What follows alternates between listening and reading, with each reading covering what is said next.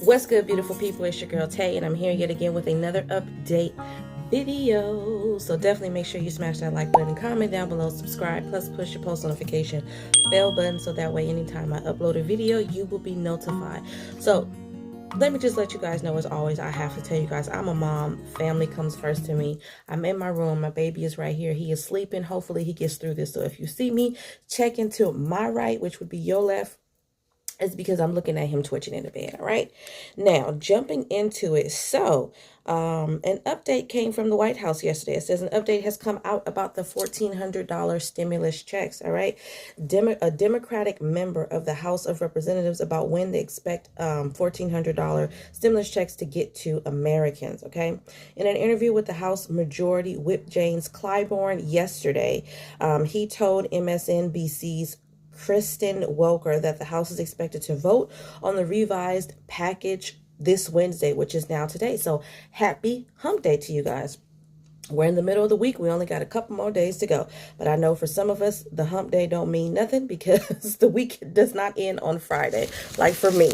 But he's stating, or he's suggesting, I'm going to say, that the new stimulus checks can begin rolling out as soon as next week. So they're not expecting a whole lot of, how do you say, I wouldn't say opposition, because we know that the Republicans in the House are going to vote against the stimulus package. However, their vote isn't really going to mean anything. I think that they're going to have a sufficient amount of votes to still pass this bill and get this package, paper, whatever you want to call it, the bill onto President Joe Biden's desk by the end of this week. That's what we're hoping for. But realistically, you know, the government seems to go back and forth on everything. They say one thing and then the next minute they switching up. And I'm going to get into that in a minute. So it says, I'm very hopeful that by the beginning of next week, some relief can be realized. Clyburn also reminded everyone that the payments will still need to go through the governmental process, whatever that is. And it's not as simple as just the president throwing out money once the package is passed. So again, this is my point. You're saying that you believe the payments can go out next week, but then you backtrack and contradict your previous statement by saying it's not as simple as we would believe it to be. We already are aware of that because look how long it took for the first stimulus checks to get out. Look how long it's taken for IRS refunds, tax refunds to get out. So we're pretty much aware of how the governmental process is, okay? Welker asked Clyburn if it was possible checks could start arriving next week, and here's what he said. That's my thought. I used to run a state agency. I know what it's like being an administrator. That's pretty much all the information that we have on that. I'm going to tell you guys not to hold your breath. I mean, I hate to be the Grinch that stole Christmas, but realistically, with everything that has been going on, like I said, this governmental process that he's talking about, they tend to contradict themselves a lot, which brings me to my next point. So apparently the IRS did release a statement. Let me find it for you guys so that I can read it out to you. So this is about early tax filers reporting IRS delays. This is more about what I was telling you guys about yesterday in yesterday's video regarding the IRS and some things that you can do and possible situational, I would say, information that may or may not pertain to you, okay? It says 3 weeks after the IRS started processing returns, complaints are already coming in about late refunds, okay? So there are so many people here who have filed their refunds either before and got accepted right when the IRS opened up, which was February 12th, or those who filed on the day they opened up and was accepted either that day, the day after, maybe even a couple of days after, and still are without their returns. It says the IRS got a late start processing returns this year due to early January stimulus checks and did not start taking returns until early February, okay? We have one lady who says she got accepted by the IRS on the 12th of February when they got my return, she said, but I still haven't gotten mine back. And everybody's wondering why are there so many delays? It says it turns out that many of the pandemic staffing issues that hit the IRS hard last year are still not resolved. Pandemic-related staffing shortages remain and employees are still working from home. With another round of stimulus checks imminent, that means that the agency will again be flooded by thousands of daily phone calls. So this information we already know. We already know that they're flooded. You can't get in to speak to a human being, which is why I told you guys yesterday, and I'm going to remind you again in this video, that I believe everybody is calling the same 800 number. So what we do know is we're living in different states. We're in different time zones. I know for me, I'm in California. I wait to call between 4:30 and 7 o'clock. The latest, the better, because there's less calls in the queue. Other states, it may be 7 o'clock already for them. And the call log starts to drop, if that makes any sense, okay? It says the government accounting office is warning of several other issues right now, including late mail, issues with Where's My Refund app malfunctioning, and leftover returns from last year are still tying up the IRS computer system. The IRS Where's My Refund tool is not working, okay? Now, this article, let me tell you guys something. This article came out on March 9th. All right. Today is the 10th. This was just yesterday when this article came out. This is what I mean by the IRS, not the IRS, the government in general constantly contradicts itself by giving us conflicting information, saying one thing and then switching its mind at the last minute and saying something else. Because then this article I found, and this was from yesterday. So it says IRS denies systemic delays in sending out refunds despite glitches with its status tool. If you're still waiting for a refund check to hit your bank account more than 3 weeks after you filed your 2020 taxes, the Internal Revenue Service wants you to hang tight. The agency said today it was not experiencing any out of the ordinary delays in processing returns or distributing refunds, despite widespread complaints on social media and in online forums. This is not a systemic problem, an error, or a delay, an IRS spokesperson told Fast Company. It is a part of our normal processing. The IRS maintains that most taxpayers will receive their refunds within 21 days of their file online, if they file online and set up direct deposit for their bank accounts. But that timeline could be delayed by a number of factors, including errors on the return, incomplete information, or accounts that are flagged for identity theft. Furthermore, the IRS says returns that need further review in general could take longer to process.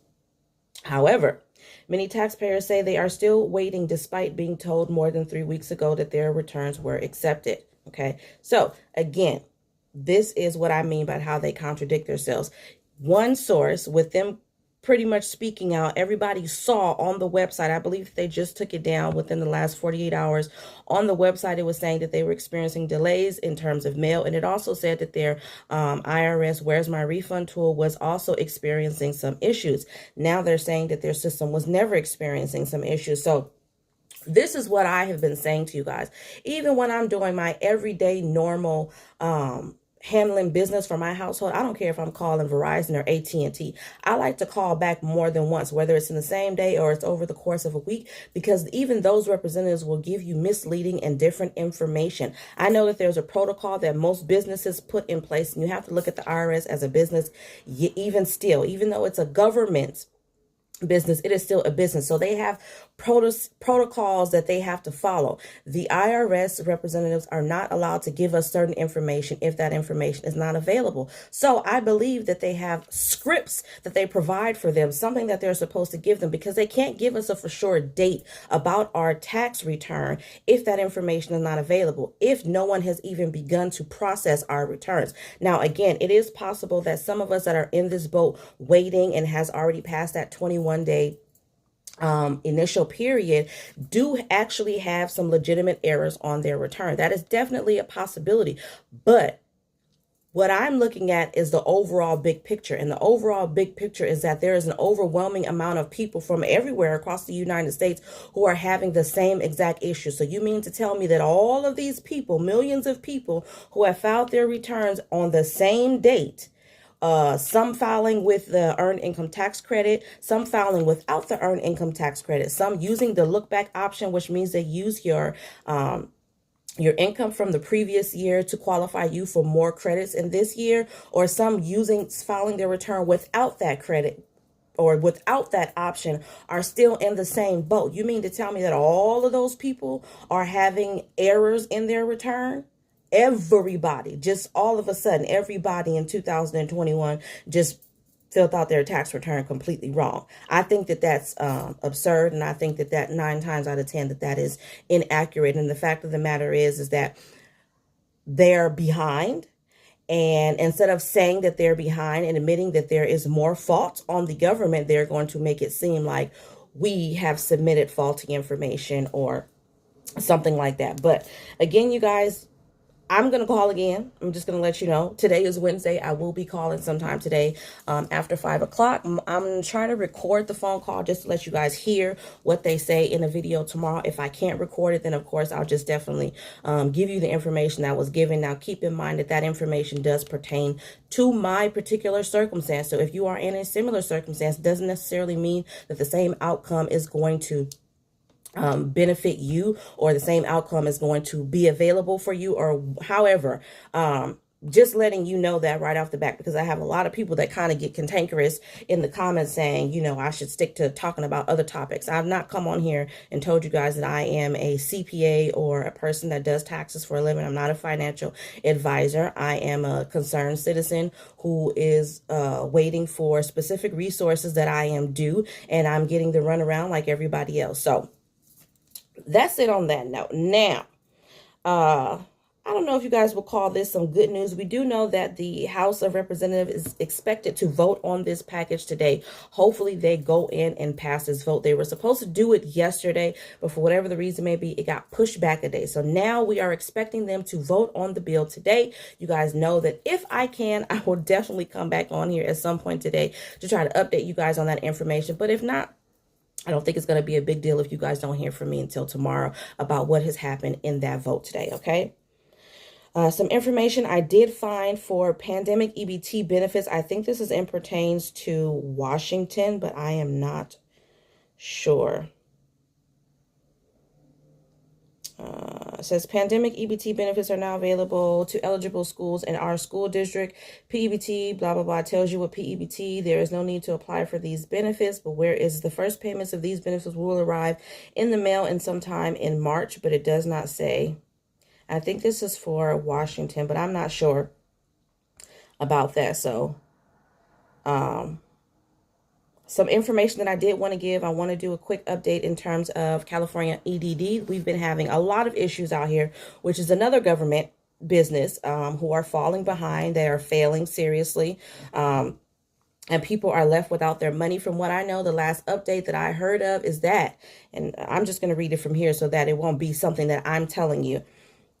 Millions of Californians depending on unemployment money may now face new problems with payments a year into the pandemic. State Assembly member Jim Patterson expects many across the state to deal with a delay in payments because many people haven't been told they have to reapply for their benefit. The issue is just beginning to hit the radar. If you have had 1 year of unemployment, so 9 times out of 10, everybody who was claiming unemployment in California or any other state, even though this information pertains to California, but wherever you are, most likely everybody started in January or February. We'll say between January through March, right? We're now in March right now. So 9 times out of 10, even though you received extensions for certain boosts and what was going on with unemployment, you have received most likely a year full of benefits. So now you have to reapply for benefits, but they haven't reached out and told anybody that. What they have sent is notices saying that you may qualify for the $300 boost that was recently passed in the bill that came out in December, but they haven't called anyone, and it doesn't seem like they're going to. So again, they're kind of just expecting you to know this on your own and realizing that all of your payments, most people are certifying and their payments are still showing as pending.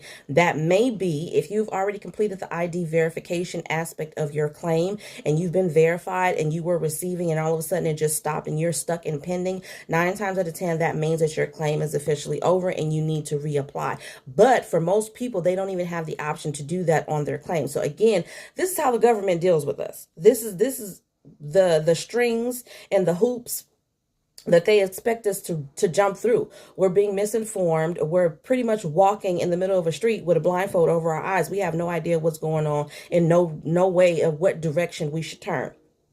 It says, Fresno resident Kimberly was laid off at the start of the pandemic and never experienced problems with the EDD until recently. On Monday, she noticed a certification pending alert on her profile. She tried to call the EDD department, but didn't have any luck for more than an hour.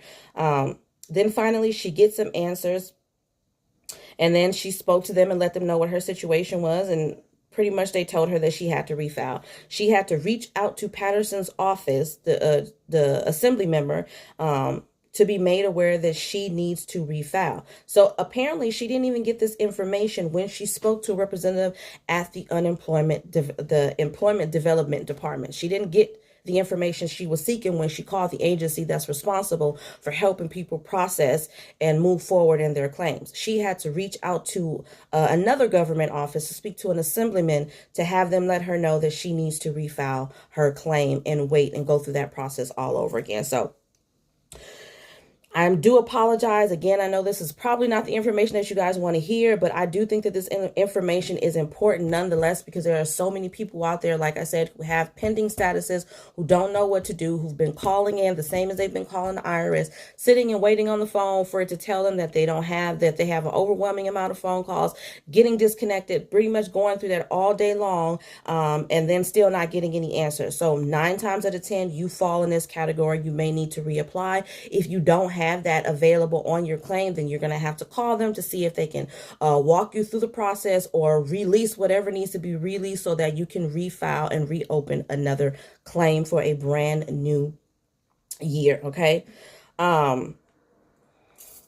On that note, you guys, I am going to give you guys the names of the states as of right now that has currently been approved for pandemic EBT. Nothing has changed from yesterday to today. I still haven't seen anything regarding California. I am still hunting that information down. But as of right now, we have Arizona, Connecticut, Delaware, Florida, Illinois, Indiana, Kentucky, Massachusetts, Michigan, Minnesota, New Mexico, North Carolina, Ohio, Puerto Rico, Rhode Island, South Carolina, Tennessee, Vermont, Virginia, Washington, West Virginia, and Wisconsin. Now, when it comes to emergency SNAP allotments for the month of March. Now, keep in mind, you guys, I know that the 15% increase is supposed to go all the way to June 30th of this year, but we may start to see, meaning we might, it's not a for sure thing, but I do believe that we might start to see the emergency SNAP allotments go down, meaning that they won't be available in certain states if they deem it not to be necessary anymore based off of what the current number of infection rates are in your area. Again, I'm not saying this is going to happen. This is a possibility. I have yet to see any information about the emergency SNAP allotments for next month, which is April. Doesn't mean that it's not going to happen. I believe that it will. But if you don't see or don't hear your name, your state's name on that list, there's a possibility that they're falling back because they don't consider themselves to be in the midst of a pandemic anymore. That same issue is happening with unemployment benefits. There are some states that have already stopped paying the extra benefits for that reason. Okay, so don't be surprised if it starts to happen with this. But as of right now, currently for the month of March, emergency SNAP allotments: Alabama, Alaska, Arizona, California, Colorado, Connecticut, Delaware, District of Columbia, Florida, Georgia, Guam, Hawaii, Idaho, Illinois, Iowa, Indiana, Kansas, Kentucky, Louisiana, Maine, Maryland, Michigan, Mississippi, Missouri, Montana, Nebraska, Nevada, New Hampshire, New Jersey, New Mexico, New York, North Carolina, North Dakota, Ohio, Oklahoma, Oregon, Pennsylvania, Rhode Island, South Carolina, South Dakota, Tennessee, Texas, Utah, Vermont, Virginia, Washington, West Virginia, Wisconsin, and Wyoming. So that is all, my beautiful people, for this video. I hope this information was in some way helpful or useful. I know it's definitely not all the news that you wanted to hear, but it's looking like 9 times out of 10, we probably will get our stimulus payments before we actually get our tax returns completed and processed. That's just the reality for some of us, even though I know that you probably some people will stand to get more with their stimulus checks than they are with their refunds, and some people it's the other way around. But at the end of the day, hey, we're at the mercy of our government. All we can do is just sit on our hands and wait, unless you guys want to start, I don't know, I'm not going to suggest nothing, but at the end of the day, this is pretty much all we can do. I'm going to tell you guys on that note to remember to live, love, constantly, always elevate, for this exact reason right here, because if you don't, you will fall by the wayside. Okay, and I'll definitely see you guys in the next video. Peace.